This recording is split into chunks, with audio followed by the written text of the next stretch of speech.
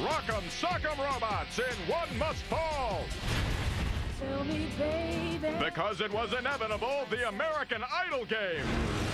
And how bad can Star Trek Shattered Universe be? Prepare for impact. It's game time.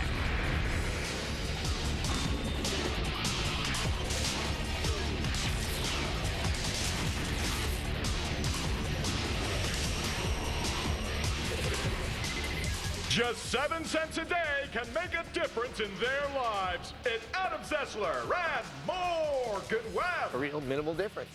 Hello and welcome to XPlay. On today's show, we have strategy. Yes, and Star Trek. Yes, my fellow nerds, glorious Star Trek! Plus, an RC car game. And to top it all off, the officially licensed American Idol game. Oh, the sweet, sweet suffering. Feel the pain. And we promise that one of today's titles will turn out to be one of the worst games we have ever reviewed. Now, why would we hype this fact? I'll tell you why. Everyone likes to watch a train wreck. Yeah, they're fun. But we kick things off with a hot and timely topic. Robot on robot violence. That's right. We have a robot fighting game for the PC. Whoa. Did she just say a fighting game for the PC? Yes, she did. Okay, if you didn't know, no one makes fighting games for the PC anymore. No one except Diversion Entertainment. Because they're crazy. The even weirder news is this is an online multiplayer fighting game. So, yeah, you can meet up with the other 4 people who are playing fighting games on the PC online and duke it out. This is our review of the dramatically titled One Must Fall, Battlegrounds. Apparently, no one told the developers at Diversion's Entertainment that you're not supposed to make fighting games for the PC. But here we are, reviewing One Must Fall Battlegrounds. And the results are interesting. The large combat arenas hold up to 16 opponents and feature power-ups to help you fight. Some arenas have interactive elements that involve some kind of pain, like large spikes or huge fiery bowling balls. Look, I made one fall. Get it? Interesting. Anyway, we're here to beat the crap out of other robots, and happily there's a lot of that. The game features a unique combo system that emphasizes linked moves, attacks and blocks that flow naturally from one to the other. However, a PC keyboard is a lousy way to control a fighting game. Even with a gamepad, the game still feels sluggish, but you get used to it. Although there is a single-player mode, the meat of the game is fighting online, and the regulars who play online will hand you your ass over and over again.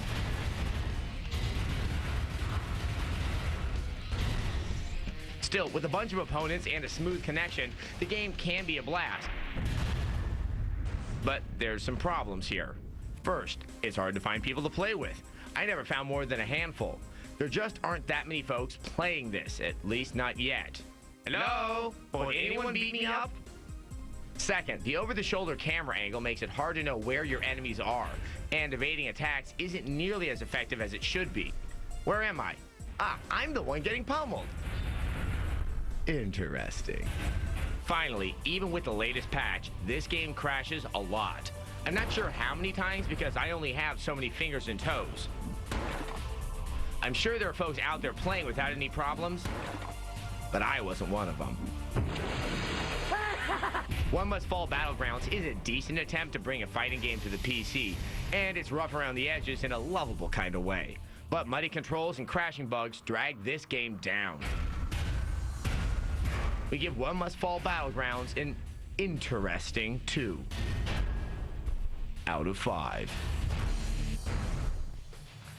Now, trust me when I say you'll be spending more time fighting or crashing computers than fighting other players. Stop whining, Adam. It's Star Trek time. Yay! Oh yes, Morgan and I are very excited when we heard that the new Star Trek game takes place in the original Trek's alternate universe. Yes, you know the one from Star Trek episode 39, Mirror, Mirror, where Captain Kirk is evil and he has an eye patch and Spock has a goatee. Because nothing said evil in the 60s like facial hair and a visual handicap. Here's a review of Star Trek Shattered Universe. These are the voyages of the starship Excelsior. Its ongoing mission to explore strange new worlds, to seek out new life and new civilizations, to boldly go where none have gone before. Well, let's see. Where are we going today? We have an evil checkoff. Welcome to the eye of the storm, old comrade. You can tell he's evil because of his jaunty yellow sash. We have endless internal monologues by George Takei. Since its properties seem to have been responsible for our through unfortunately, I fear we have not seen the last of Commander Chekhov. We have a plucky little fighter that can take down an Enterprise-class starship. And we have lots and lots of this. In Star Trek Shattered Universe, USS Excelsior, captained by Mr. Sulu, All hands, prepare for impact. gets sucked into the Mirror Universe, where the Federation is evil. And the Romulans and Klingons are relatively nice guys. You're a nameless combat pilot who has to fly around shooting wave after wave of small fighters, usually to defend the Excelsior, or you may have to complete some mindless mission like move from point A to point B, collecting resources or whatever. Follow your radar to navigation point 3. But all these cliched mission objectives wouldn't be so bad if the game actually played well. First, your weapons are lame. Your photon torpedoes are useless on anything except the starship, so you're stuck smashing both the phaser and laser bolt buttons at the same time, and they both suck and are hard to aim. 5, 4, 3, 2, 1. You're not helping! And just when you think you're getting somewhere, they suddenly change objectives on you. After several waves of boring dogfights to clear the path for the Excelsior, you'll suddenly have to single-handedly assault a major capital ship, which can kill you in a few well-aimed bursts. Why your tiny little ship is taking on huge starships with no support from the Excelsior is never explained. Maybe Captain Sulu has it out for you, but dying, of course, means having to play the whole damn mission over again. I order you to surrender your vessel. Your vessel? And most of all, the game lacks personality. It does have George and Walter. Oh, Walter, I kid. You look very nice in your sash. But it doesn't have much else. Star Trek Shattered Universe gets a 1 out of 5. Maybe now it will boldly go away. Oh yeah, and we forgot to mention in the review that it crashes too. Yes, that's an added bonus. Shattered Universe needed lock-on aiming from the get-go because it is impossible to play when you can't hit anything. So tedious. Plus, Chekhov was wearing a sash of evil. Now, a sash says I'm fashionable and relaxed, but it doesn't say evil. Now, this game makes me embarrassed to wear a Starfleet badge and carry a tricorder. Is the game to do that? Coming up, size doesn't matter in RC cars, the game. Because Denny's wasn't hiring Adam Sessler and Morgan Webb. I was bummed about that. Yeah. Welcome back to XPlay. Racing games, they can be big and shiny, like Project Gotham. Or allow you to fine-tune your vehicles, like Need for Speed Underground. Or they can shrink down the vehicles and make an RC car game, because there are a ton of people who'd want to play that, right? Right? Can I get a witness? Here's a review of the appropriately titled RC Cars.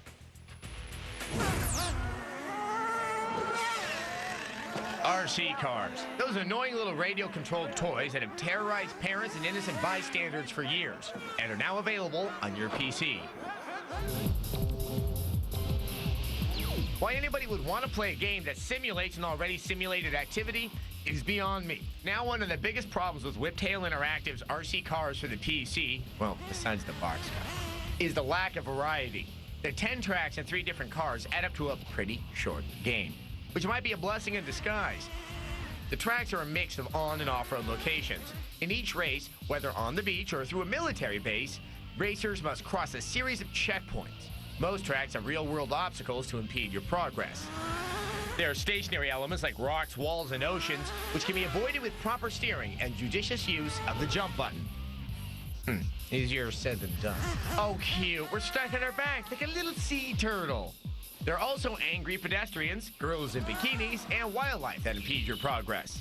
Now, I'm not sure if this is a coyote or a beach dingo. There is no damage model. However, more dramatic crashes will return your car to the last checkpoint crossed.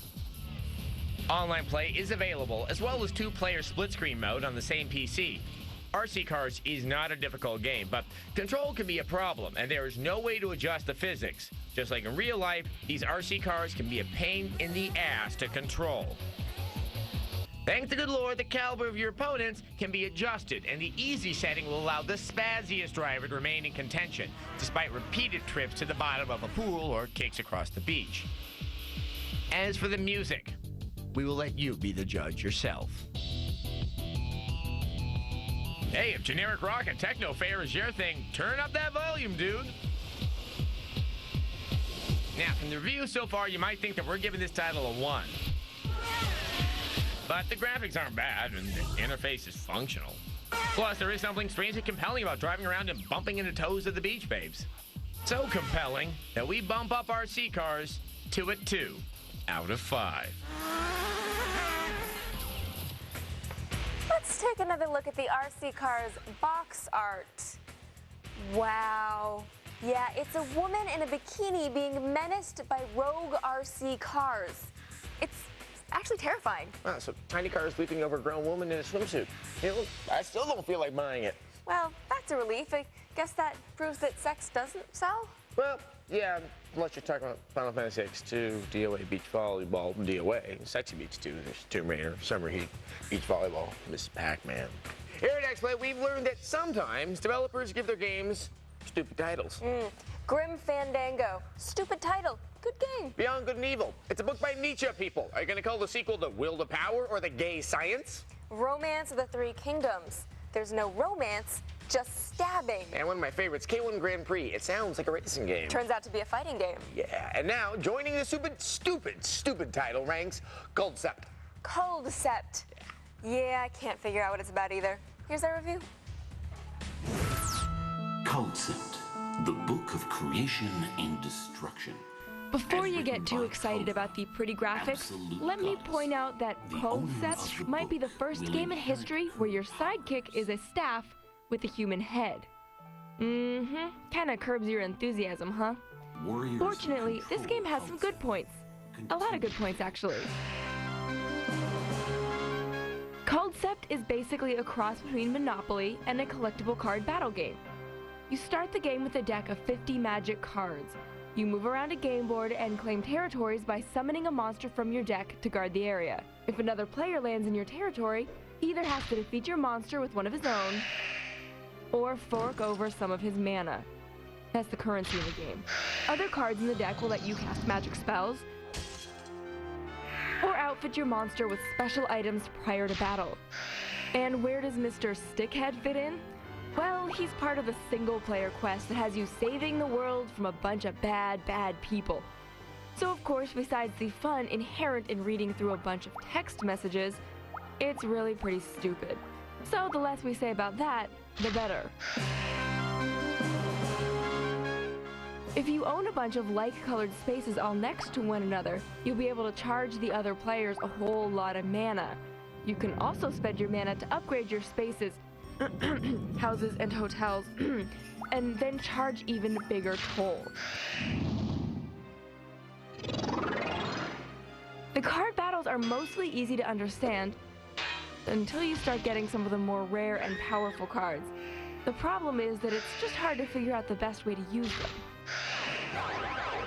It also doesn't help that the game mostly looks crappy.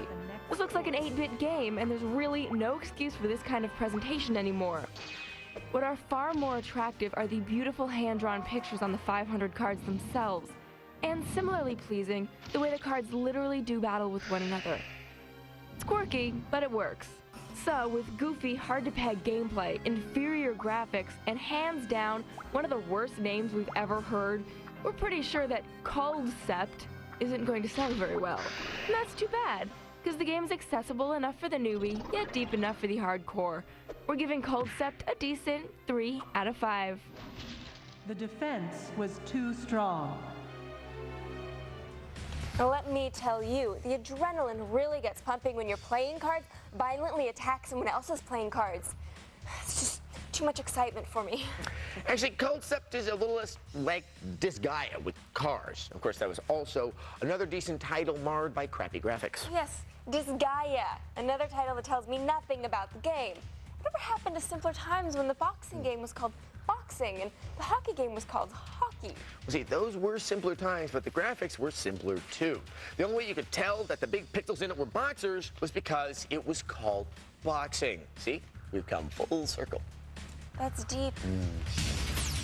Looks like I have the final say. In a moment, we prayed it would never come to this. American Idol, the game. Once again, the sorrow and the pity. Adam Sessler and Morgan Webb. Now, that time I don't know which one I am. Welcome back to XPlay. Oh, okay.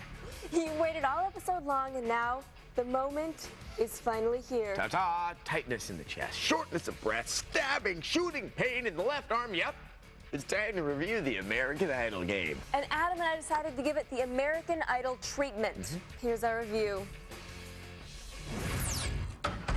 Hey guys. Hey. Yo. All right, you guys are gonna love this. So, what have you got? I've got American Idol, the game. Great, well, let's see it. All right, here we go.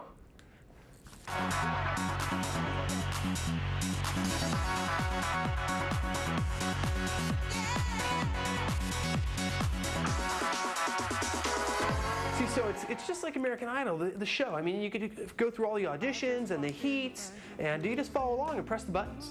But when do we sing? And do you use a microphone? No, you don't sing. See, this is American Idol. You just press the buttons, or you use a dance pad. Dance pad. No, wait. There's actually more. This game is really good. Trust me. Sure it is. Let's see. You follow the icons that move toward the center of the screen. Occasionally, you'll have to perform some quick dual button presses. And that's it. You're judged on your reflexes. Yeah, let's go over this again. This is American Idol, the game, based on a singing competition. And you don't sing. This is just despicable. Randy, Paula, and Simon are here, but most of their comments are considerably toned down. I'm sorry. There's bad, and then there's you. You just weren't up to par today. I don't think you've convinced any of us. I really don't think you'll be back again in the next round. I've actually got friends who snore better than you sing. Dreadful. Okay, that's a good one. And pardon me, I don't mean to be rude, but visually, this game is a disaster. What's with the weird face scratching? The cel-shaded characters look like they were intended for the original PlayStation or Nintendo 64. Honestly, this game is all about playing dress-up. Here's my character, and just like the TV show, I'll be judged partially on appearance and image. In fact, you could spend a lot of time in wardrobe finding the right look. Congratulations, you've just unlocked a bonus costume. Oh god, that one is so tacky. There is a karaoke mode, but look, you sing to the screen and you're not judged. People, do yourself a favor and sing to your own tunes on your own time. The only time we had fun with this game is when we put the controller down and let the contestants croon off key. You'll be finding you can run, you can hide, but you can't escape my love. You guys, did I mention the two-player option and the videos you can get of Ruben and Clay? Okay, that's enough. You know, I really don't know how to say this, and your presentation was great and all, but I really can't give this game a good rating. Yo, dog, dude, come on. This is American Idol, the game. You mean to tell me there's no singing? This is absolutely the worst game I've ever seen in my entire life. I'm giving it a 1 out of 5. I can't believe I'm giving it a 1. 1 out of 5. Yo, dude, 1 out of 5. You guys are wrong. This is a great game. You'll see. Get out! Out! Next. If my dog had that kind of talent, I'd shave its ass and shoot it. Why the hell would you make an American Idol game with no singing? That's the whole point. And what the heck were you saying about your dog? That's not important. What is important is that this is one of the worst games we've ever played. It's an abomination. Speaking of abomination, it's time for the viewer mail. Yes. Today's viewer mail is from Christine, Gary, and Zach in Nevada. They write, we saw your review of Silent Hill 3, and now we're interested in the series. What's the difference between the original and the recently released greatest hits versions of Silent Hill 1 and 2? Sellers keep advertising that the originals are better for some reason. Why? Okay, Here is the deal. The only difference between the original and the greatest hits version of Silent Hill are that the labels say greatest hits. Seriously, that is it. Okay, but now collectors prefer the game without that greatest hits label, so for them, the original is better. But that's it. Otherwise, the gameplay is absolutely the same. Okay, now there is one exception, and that is the re-release of Silent Hill 2 Restless Dreams on the Xbox. That game does have slightly improved graphics. Yeah, and extra gameplay with the Maria character. But the audio has a bug that throws the lip syncing off, so it's kind of a win-lose situation. So, I hope that helped. Maybe it didn't. And by the way, actually, the release date for Silent Hill 4 is going to be this year. So, prepare to get freaked out all over again soon, or maybe later, but we will. And if you really want to get freaked out, you can always go to our website. Yeah. We have full reviews of everything you've seen here today, any other game you want to check out, and other fun extras. Yeah, you can see pictures of me, and that scares a lot of people. It scares my mom. It scares Morgan. It scared this one guy who I think gouged his eyes out. It's at techtv.com/xplay. We hope you don't gouge your eyes out. Oh, no. Good night.